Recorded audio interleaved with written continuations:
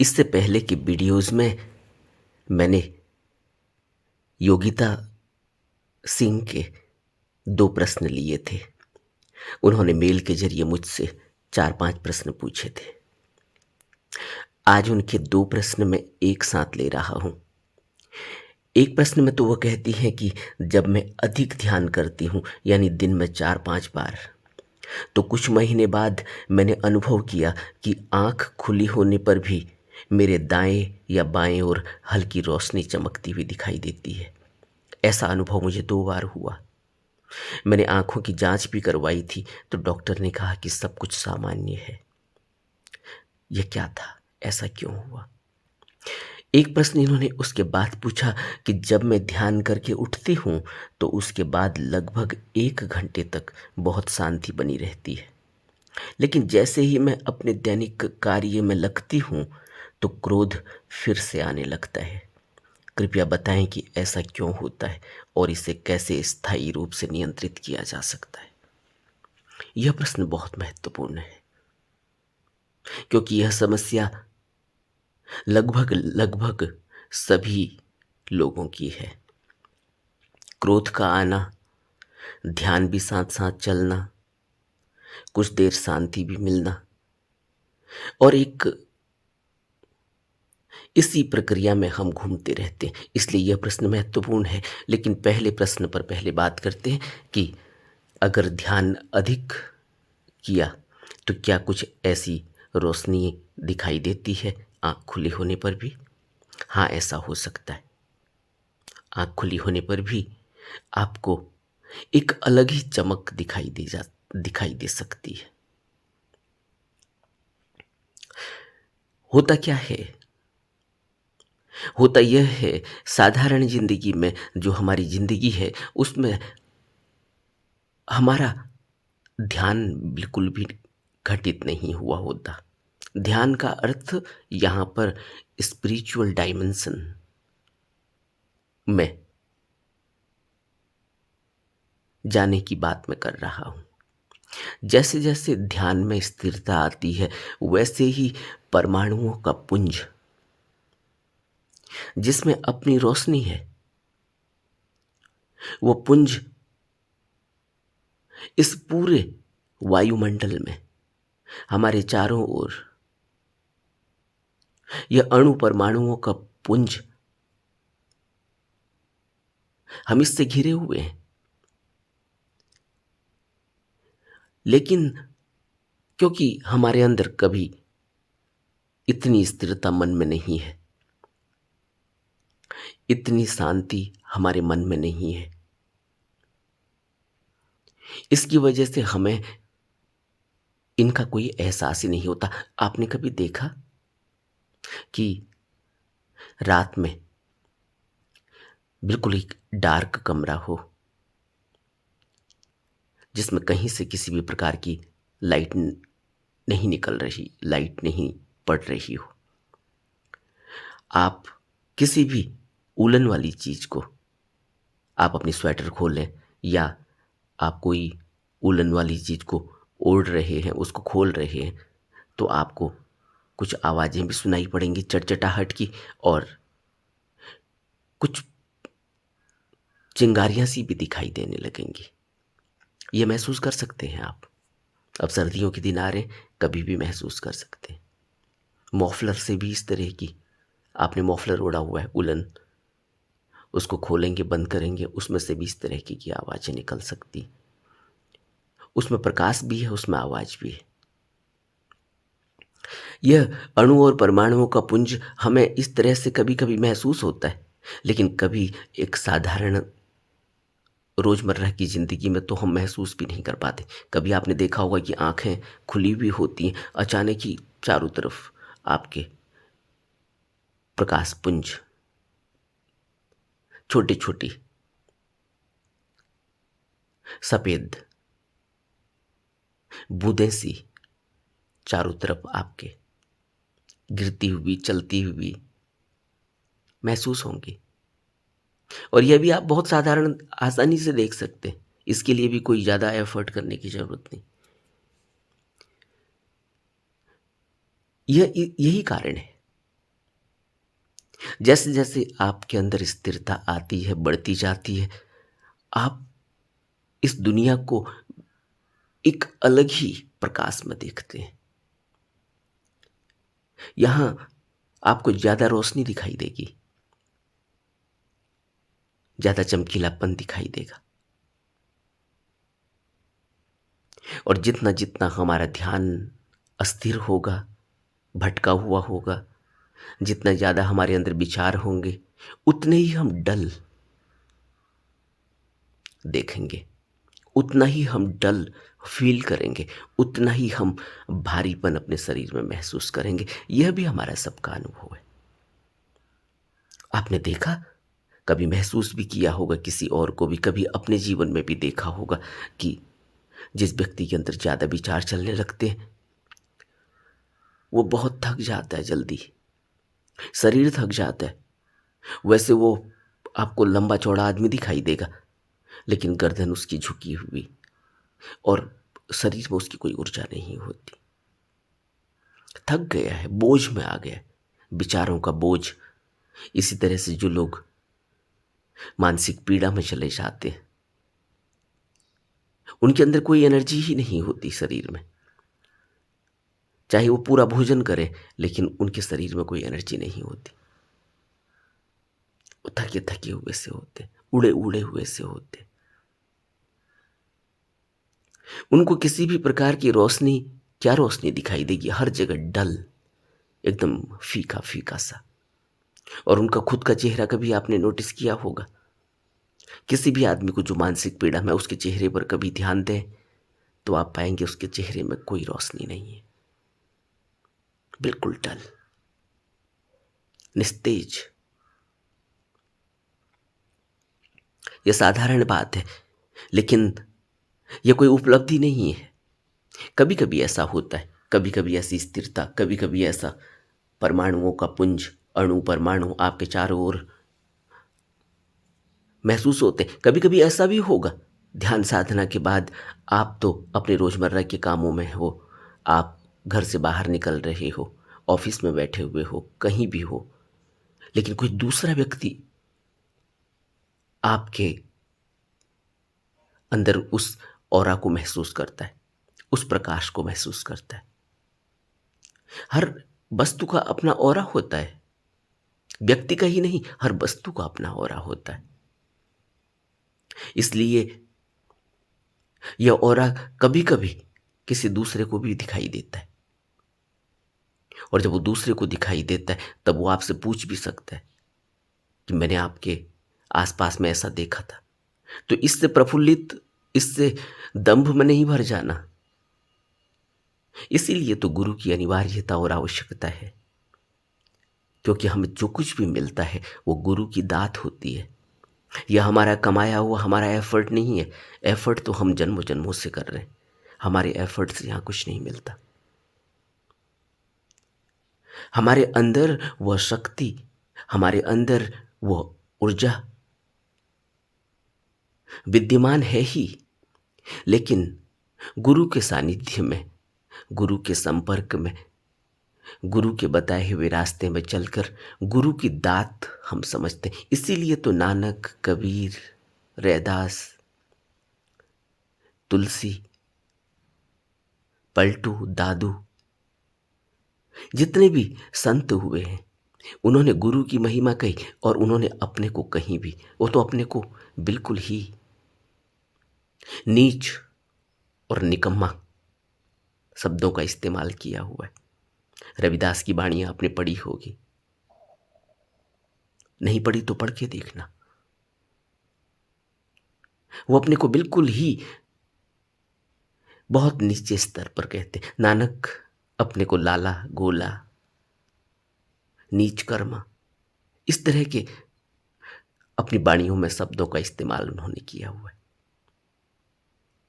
वो अपने को कहीं नहीं रखते। वो कहते हैं कि हमारे अंदर किसी भी प्रकार की ऐसी ताकत नहीं है, यह तो सब गुरु का प्रसाद है। लेकिन जो व्यक्ति अपने से करता है, करने की कोशिश करता है, वो कहता है कि मैंने अचीव कर लिया। अचीव दुनिया में हम, दुनिया का शब्द है, दुनिया में हम सब कुछ अचीव करते, हमें लगता है कि हमने मेहनत की इसलिए पा लिया, लेकिन आध्यात्म अपनी मेहनत से नहीं मिलता। आध्यात्म तो प्रसाद है। मन से जो कुछ भी किया जाता है वह तो एक दंभ से भरी हुई बात होती है, और हम जो कुछ भी करते हैं मन से ही करते हैं। मन में यह अच्छा लगा यह करने लगे। मन में सिविल सर्वेंट बनना पसंद है तो मन मेहनत करता है, शरीर उसी के साथ साथ चलता है।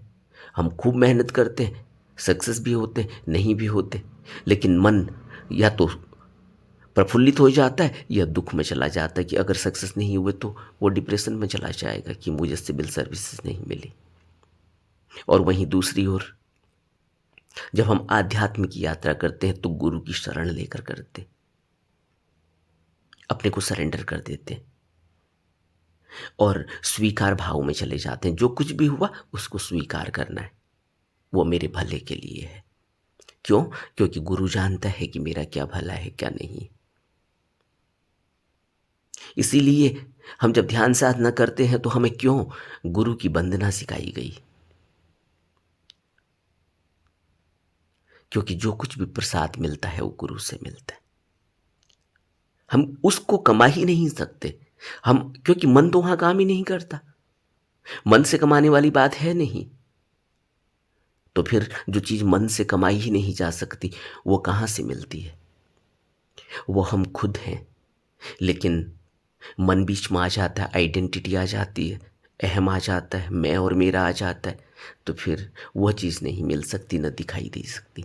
इसलिए जब कभी भी कोई ऐसा क्षण आता है जहाँ पर मन में मैं का भाव थोड़ी देर के लिए ठहर जाता है, वहीं हमें वो प्रकाश पुंज महसूस होने लगता है, वो शांति और स्थिरता दिखाई देती है, महसूस होती है। यहाँ अपना अपने कुछ अचीवमेंट नहीं है, इसलिए इसको कुछ ऐसी अपनी अचीवमेंट नहीं समझना। ध्यान में किसी भी प्रकार की अचीवमेंट को अपना मत मान लेना, नहीं तो वहीं दंभ आ जाएगा, वहीं अहम आ जाएगा, वहीं मैं आ जाएगा, वहीं आइडेंटिटी आ जाएगी, वहीं हम गुरु बनने लगेंगे और हम कुछ भी नहीं जानते। गुरु कौन है? गुरु सत्पुरुष को कहते हैं। गुरु स्वयं पार ब्रह्म। गुरु हम, आपने वो स्कूल कॉलेजेस में जब भी हमने स्कूल में एडमिशन लिया तो हमें वह श्लोक पढ़ाया गया है। अगर भारतीय संस्कृति की बात करें तो गुरु को सबसे ऊपर रखा गया। बुद्ध ब्रह्म शब्द का इस्तेमाल करते, ब्राह्मण शब्द का इस्तेमाल करते, जो सर्वोच्च है। वही सत्पुरुष है, वही सतगुरु है, वही गुरु है। लेकिन शरीर में कैसे दिखेगा और शरीर के बाहर कैसे दिखेगा? शरीर में बुद्ध में दिखाई देता है, गुरु में दिखाई देता है, और शरीर से बाहर अपने में दिखाई देता है, गुरु में दिखाई देता है। लेकिन तब जब अपने में दिखाई देगा तब गुरु में भी महसूस होगा। अभी हम गुरु के शरीर रूप में उसको कभी महसूस करते हैं, क्योंकि गुरु के अंदर वह प्रकाश विद्यमान है उसका। इस पर अभी हमने पिछले वीडियो में बात की है। इसलिए कुछ भी इस तरह का आभास होता है ध्यान में तो उसमें किसी भी प्रकार का अपने को बीच में लाने का भाव नहीं आना चाहिए कि कुछ अचीव हो चुका है। अब इनके अगले प्रश्न पर बात करते हैं। ये कहते हैं कि जब मैं ध्यान करके उठती हूँ तो उसके बाद लगभग 1 घंटे तक बहुत शांति बनी रहती है, लेकिन जैसे ही मैं अपने दैनिक कार्य में लगती हूँ तो क्रोध फिर से आने लगता है।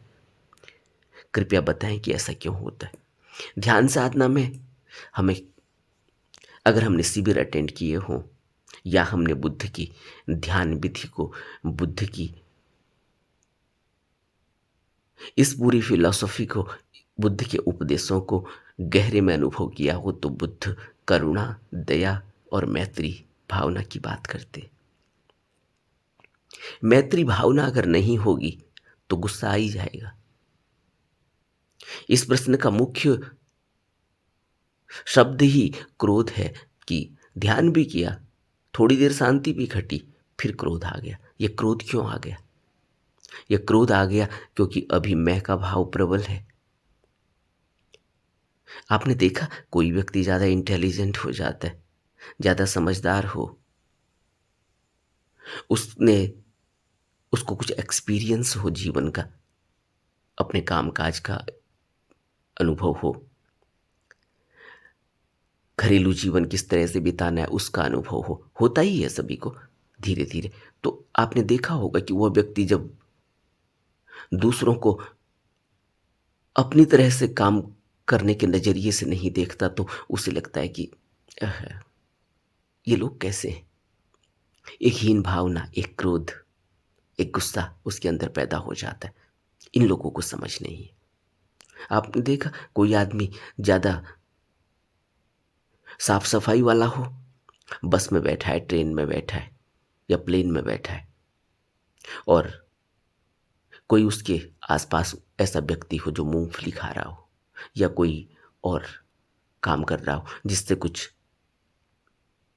वेस्ट निकल रहा हो और वो आदमी न हो इस तरह से ज़िम्मेदार कि टॉफ़ी खाई और अपनी जेब में उसका रैपर डाल दिया। बहुत से लोग नहीं होते, डाल देते हैं नीचे। उन्हें लगता है कि क्या है, सरकारी लोग करेंगे साफ़, हमें क्या, पैसे दिए हैं हमने सफ़र में।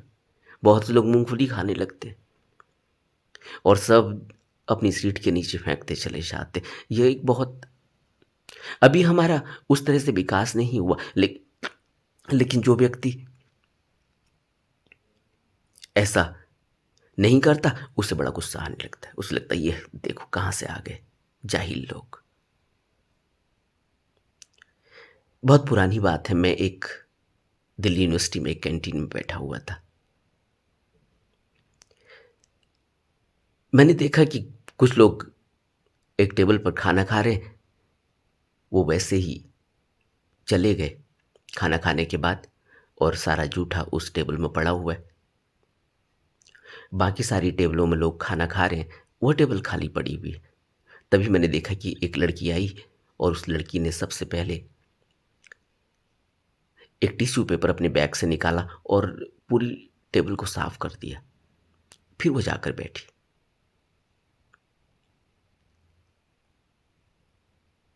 मैं इस बात को देखते रहा। फिर मैं अपने काम पर चला गया। फिर मैं कुछ दिनों के बाद फिर उस कैंटीन में गया और इत्तेफ़ाक था कि उस दिन कैंटीन में जिस टेबल पे मुझे सीट मिली, वहीं वो लड़की बैठी हुई थी और मैंने उससे यह बात कही कि कुछ दिनों पहले मैंने ऐसे आपको देखा था। कैसे आपके अंदर ये भाव पैदा हुआ है? क्या करती हैं आप? तो उसने बताया कि मैं मास्टर कर रही हूँ इंग्लिश लिटरेचर में और तब मैंने कहा कि आपने कैंटीन वाले को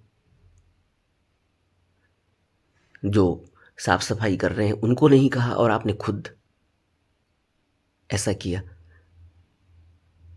तो उसने कहा कि मैं ऐसा ही करती हूँ।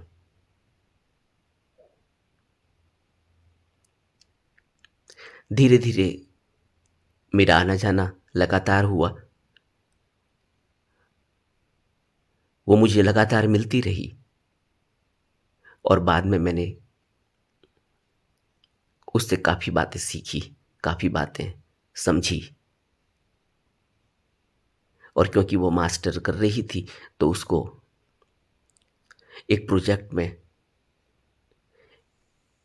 एक बुक को सिम्प्लीफाई करके सिनॉप्सिस देनी थी, जिसमें उसने मेरी मदद माँगी। वो अम्बेडकर और बुद्धा से ही रिलेटेड थी। तब मैं उस लड़की के भावों को समझ पाया।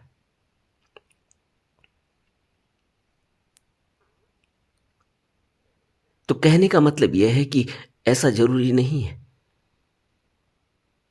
कि हम जो करते हैं, दूसरा आदमी नहीं कर रहा है, तो हमें उसके प्रति गुस्सा या उसको हम किसी अलग भावना से देखें। बल्कि हमारे अंदर उसके प्रति करुणा पैदा होनी चाहिए कि अभी वो उस स्थिति में नहीं है। अब वो लोग खाना खाकर छोड़कर चले गए, रोज़ के एम्प्लॉयी हैं, रोज़ यूनिवर्सिटी में आते हैं, लेकिन उनके अंदर नहीं है वो। उन्हें पता है कि रोज़ कैंटीन में बैठना है, या ना हो रोज़ आने वाले, कभी-कभी भी आने वाले हों। और फिर कोई ज़रूरी भी तो नहीं है, अगर हम रेस्टोरेंट में जाते हैं तो कुछ साफ़ थोड़ी करेंगे, लेकिन कई बार ऐसा होता है। तो बवाल थोड़ी मचाएँगे रेस्टोरेंट में जाके कि नहीं हुआ साहब अब तक, क्या है, क्या नहीं है। खुद भी तो हमारे खाना खाते समय हमारे टेबल के आगे ही, हमारे हाथ के आगे ही गिर जाता है जूठा, या हमारे कपड़ों में गिर जाता है, तो हम खुद ही तो साफ करते हैं। टेबल के आगे वाले हिस्से को साफ भी करते हैं, हैंकी से या टिश्यू पेपर से साफ करते हैं, क्योंकि वो फिर हमारे हाथ में लगेगा। तब तो हम नहीं बुलाते उसको। सब अपना अपना टेम्परामेंट है, सब अपनी अपनी समझ है। लेकिन जब हम ध्यान साधना कर रहे होते, अब ये बच्ची ध्यान तो नहीं करती, उसके बावजूद भी उसके अंदर वो भाव है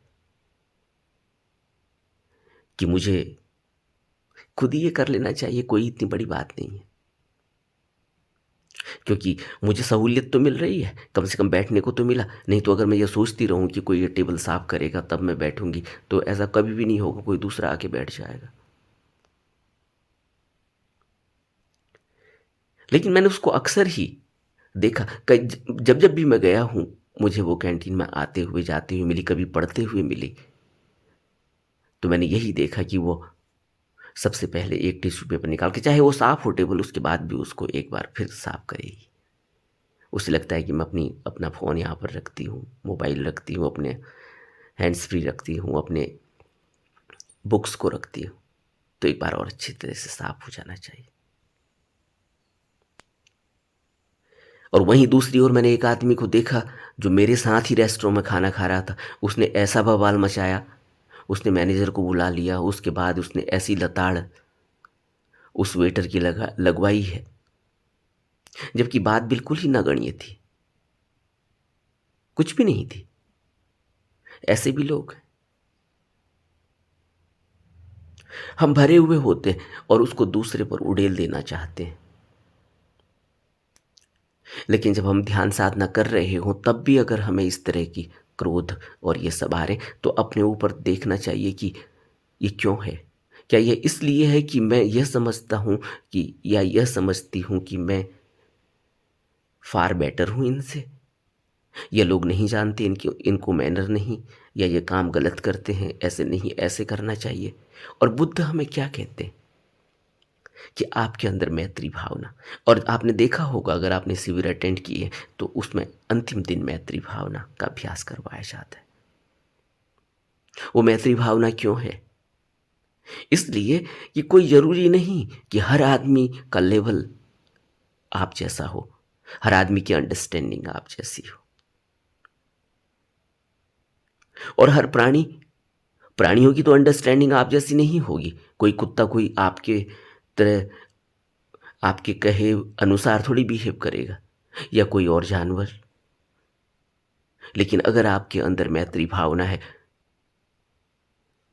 तो इस बात को निश्चित समझना चाहिए कि आपकी मैत्री भावना का असर दूसरे पर इसी तरह पड़ता है, जिस तरह से आपकी शांति का असर आपके चारों तरफ एक ऑरा बनकर आपको प्रोटेक्ट करता है।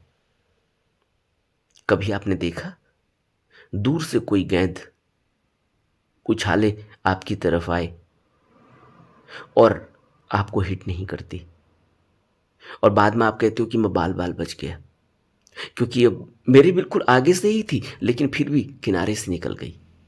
क्या होता है वो?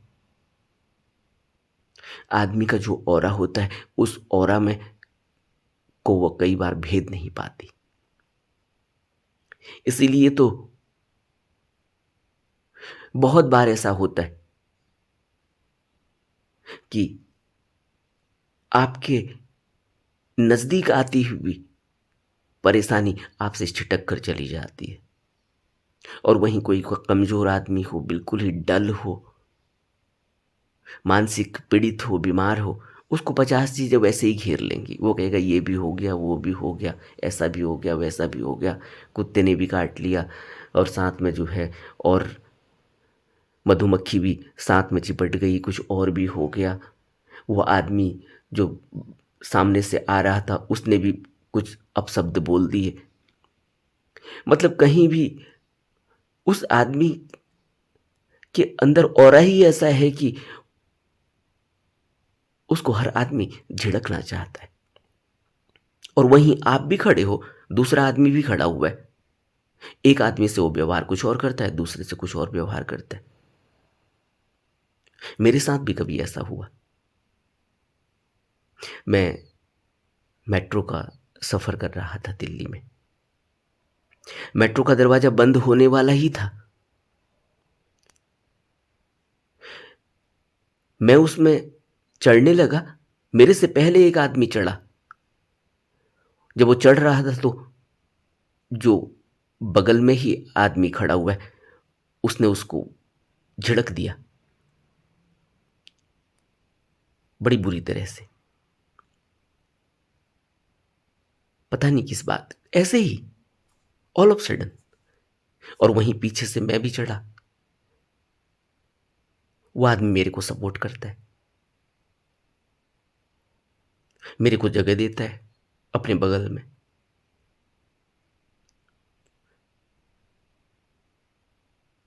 जानता वो मेरे को भी नहीं है, जानता वो उसको भी नहीं है, लेकिन उसका व्यवहार दोनों के प्रति अलग एक ही मोमेंट पे कैसे हो गया।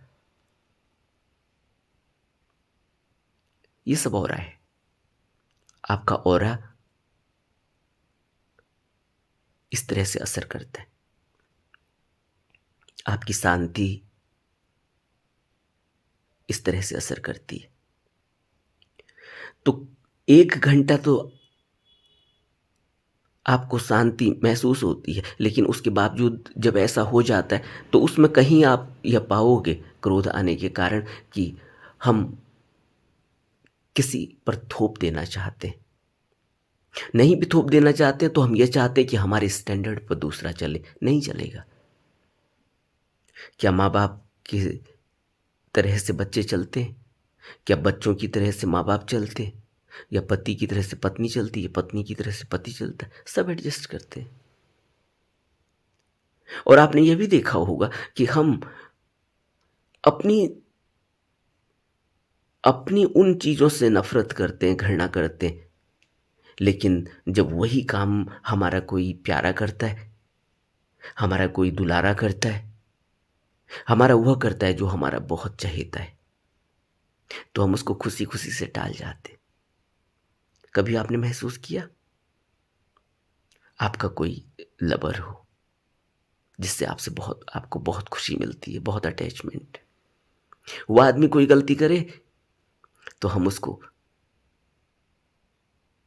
इग्नोर कर देंगे, उसको सपोर्ट करेंगे, खुशी खुशी हंसते हुए। और वही वही बात कोई साधारण जन कर दे, आप इरिटेट हो जाएंगे। बल्कि अपने ही खुद भी कर दे तब भी इरिटेट हो सकते हैं। ये क्यों होता है? ये इसीलिए होता है कि उस के प्रति जिस जो हमारा बिल्कुल ही प्यारा है, अजीज है, उससे एक भाव है मैत्री का, उससे एक भाव है अपनेपन का, उससे भी एक भाव है प्यार का, लेकिन दूसरे से नहीं। इसीलिए तो जो लोग विदेशों में रहते हैं और वहाँ के उस लिविंग स्टैंडर्ड को जी रहे हैं, जब वो यहाँ आते हैं तो बड़े दुखी हो जाते हैं।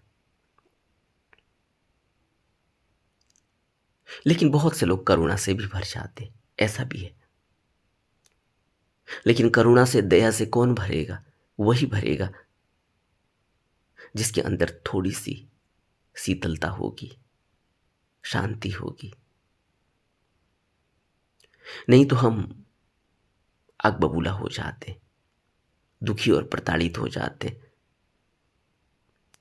और यही हमें ध्यान साधना में सिखाया जाता है कि मैत्री भावना किसी भी प्राणी से, चाहे वो कितना ही हिंसक हो, चाहे वो कितना ही सीधा हो, हमने तो मैत्री भावना ही करनी। क्योंकि हम अपने से कुछ यहाँ कर ही नहीं रहे, हमें भी जो मिल रहा है वो प्रसाद ही है। जैसे मैंने पहले कहा, अगर हम ध्यान कर पा रहे हैं तो यह हमारे ऊपर ब्लेसिंग है। इसको ऐसे ही नहीं समझना चाहिए कि हमने कोई अपने से कुछ कर लिया। अपने से कुछ करने वाले होते तो हम पहले ही कर चुके होते। ये ब्लेसिंग मिली है, इस ब्लेसिंग का फायदा उठाना चाहिए। और ये ब्लेसिंग कहाँ से है? ये ब्लेसिंग डिस्गाइज है। एक ऐसी जगह से ब्लेसिंग मिल रही है, उस ब्लेसिंग के पीछे एक बहुत बड़ी यात्रा है, जर्नी है, शुभ कर्म है। इसीलिए तो गुरु की दया, गुरु की कृपा, गुरु की ग्रेस को इतना महत्व दिया गया। तब यह होता है। इसलिए यह नहीं समझना चाहिए कि मैंने कुछ पा लिया, मैंने कुछ कर दिया, दूसरा नहीं कर रहा है।